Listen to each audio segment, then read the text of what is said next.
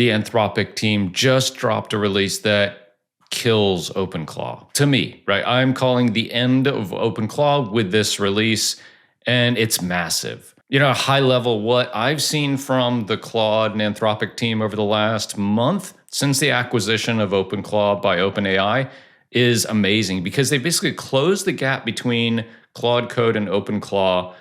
Almost, there's a small gap still, but with this release and their channels feature, you now can interact with Claude Code from Telegram on your phone natively. In this video, I'm going to walk through the entire process, how I'm using it, and how it's changing everything I think about a Claw type of always-on agent, and how we can reconstruct that inside Claude Code. And before we get into what channels is and how to set it up and why it's so great, I want to talk about the gap that I see between OpenClaw and Claude Code. I did a whole video on Claude Code versus OpenClaw. And if you go watch that, the real big difference is accessibility and availability, I think is a better term. With Claude Code, I need to be at the computer in the terminal or in VS Code talking to it to get stuff done. And with OpenClaw, it has cron. It's on Telegram on my phone. I can always access it. And between scheduled tasks, which are available in Claude Cowork, and setting up cron on your computer, which can happen on any computer, in Claude Code, you can schedule tasks. And so you can set these things that are happening in OpenClaw to happen in Claude Code. And then the availability to work with it anytime on the go, 24/7, always on, now is available in a natively supported way in channels. Before I had Claude Code running on a VPS, and I would use Tailscale and a terminal emulator on my phone to log into Claude Code and work on it, and the buttons were really small and the keyboard didn't really work great. Now I can talk to Claude Code just like I would OpenClaw on Telegram, on Discord. They're going to add iMessage, I'm sure, later. And this closes the gap to almost zero. And the reason is Claude Code is just a more stable, more performant, better platform to build this kind of always-on 24/7 agent for you. And I don't think I'm biased. If you have spent any time with OpenClaw, you know it's a pain in the ass, right? It's really hard. It's really brittle. It breaks a lot. You change the model and it breaks. You change the config through Telegram and it breaks. And you got to go in the terminal and set it up and blah, blah, blah, blah, blah. And that will never, ever, ever happen with Claude Code, because it's just not that kind of brittle, fragile kind of system. This just came out yesterday. I set it up. I'm going to walk you through the steps. I've already set it up, so I can't set it up again, but I'm going to show you how I'm using it. I'm going to walk you through the documentation so you can set up Telegram for your Claude Code. And then we're going to talk about how you can make Claude Code look just like OpenClaw. Okay, so the documentation is here. It's in research preview right now. So for Team and Enterprise, you'll have to opt in, but it's available to everyone on a paid plan right now. A channel is an MCP server that pushes events to your running Claude Code session. So I think this is the really big thing. So the similarity with OpenClaw is the computer has to be on. So if you're on a laptop, it has to be open. If you're on a Mac Mini, it'll work just like OpenClaw does. If you want to run Claude Code in a VPS, like a DigitalOcean droplet or an EC2 or a Hetzner server or whatever, you can do that. You just get the server, log in, install Claude Code, and you can use your Anthropic subscription 100% because you're just using Claude Code for all of your Claude Code usage. So there's no kind of gray area question of like, hey, can I use my Anthropic subscription with OpenClaw? Like, it's Claude Code. So of course you can, okay? So supported channels right now, Telegram and Discord. You can create a allow list talking about security. Not just everyone can push messages via Telegram to your Claude Code session. You can enable this for on the user level. You can enable it for a certain repo, all users, or just for this repo for this user. Pretty cool. So talking about security, like you can say, hey, I want to be able to access all of my Claude Code sessions anytime, all the time. I want it to be for this repo for anyone using this repo, or you can say just for me on this computer for this repo. So figure out your kind of risk tolerance and adoption risk there and kind of go accordingly. I set mine up for me across all my repos because the other thing is Claude Code has to be running. So if I ever got something weird, I would just turn Claude Code off where I'm running it and the Telegram integration would be kind of dead. Okay. And so how you do this. So documentation has a walkthrough for Telegram and for Discord. I set up Telegram because I'm already using it for OpenClaw and another agent that I'm running. I like it quite a bit. So you go to BotFather and you say new bot and just walk through the instructions. Give it a name, give it a kind of username, and it gives you this kind of token. And then you copy that token, go to Claude Code and run this. And this is where I got tripped up. So I want to save you some headache here. You have to be running this thing called bun. And bun is kind of like node or npm. Bun has to be running for this to work. So make sure that when you're talking to Claude Code, say, hey, make sure bun is running on my computer, and it'll walk you through that process. Then you go /telegram configure and paste in that token that BotFather gave you. I'm not gonna share you mine because it has my token on there, but it really is just that straightforward. In Claude Code, you'll be doing this.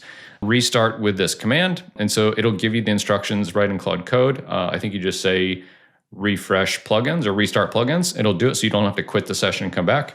And then you will exit and say Claude and load channels, right? This kind of modifier here. With the official plugin. And this is saying like, hey, when I launch Claude Code the next time, I want it to be looking for messages from Telegram. And I'll show you what that looks like here in just a second. The other one is you want to pair your account. So that says that only you can send messages via Telegram to Claude Code. So another security measure here. And then you're done. Okay, let me show you what this looks like for me. So I have two things set up. I have Claude Code over here on the left, and I have Telegram set up here on the right. I created a bot called Smithers, just because I was being funny. And this is in my second brain repo. So my second brain repo is where I do almost everything. It's where I do all of my content, all of my critical thinking, all of my writing. And so if you go back to the beginning of my chat here, you'll see it didn't really work for a while. And that was because of the bun configuration. I didn't have bun running on my computer. And so now I do. Oh, the other thing is this is on my main computer. This is not on some random computer that doesn't have any context. It doesn't have any connections where I got to figure out how to connect to other machine or something. Like this is on my computer. I could have this connected to my computer and I have a Mac Mini sitting over in the corner, and I could have it running there. So you don't have to worry about like, oh my gosh, I have to sandbox thing and provision all this, crazy security stuff. It's like, hey, it's Claude Code. It only works when it's on. And I trust it a heck of a lot more than I do OpenClaw. No offense to Peter Steinberger. I mean, no doubt this wouldn't exist if OpenClaw wasn't a thing. But I just think, and we've thought for a long time, like, hey, Anthropic is just going to build this somehow, and they have. So this is running on my main computer. Another big difference between Claude Code with channels and OpenClaw. Cool. And so you see, I'm just chatting with it here. And if you go back to this, you can see this message. So I say like, yeah, crazy if I have multiple products or sessions. And that's this message here, right? And then Smithers replies, that would be the easiest approach. And that's this one here.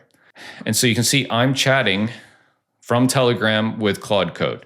And it's really that simple. So you can see, it has that it's listening for channel messages from Telegram. And I've installed it. I'm not going to show you how to install it because it has my bot tokens and stuff like that, but you can see BotFather down here. I don't want to open it because it has my Telegram token on it, but just if you're in Telegram, find BotFather. It's a bot, and then /new bot, give it a name, give it an ID, and it gives you a token, and then you put that token into Claude Code and wire it up. And that's it. So Claude Code has to be running. So on a computer, that's cool. Just plug it in and make sure it doesn't fall asleep. If you're going to use a Mac Mini, that's cool too. If you're going to use a VPS, like a DigitalOcean Droplet or an EC2 instance or a Hetzner instance, that's fine too. But now let's talk about how we're going to make this look just like OpenClaw, right? So OpenClaw to me has three things that it does really well. One, it has a great personality. Janet, I love talking to Janet. You can see Janet over here. She's great. She's really great. And it's because of her soul.md. So Janet's soul is who she is, who I have kind of designed her to be.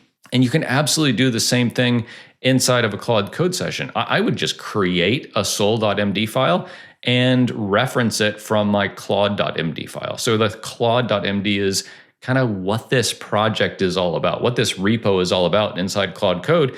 And I wouldn't pollute it or confuse the claude.md with too much information, but I would just reference and say, hey, to learn more about your personality and who you are and the jobs to be done for you, reference the sol.md file. So I would do that. That's one big one.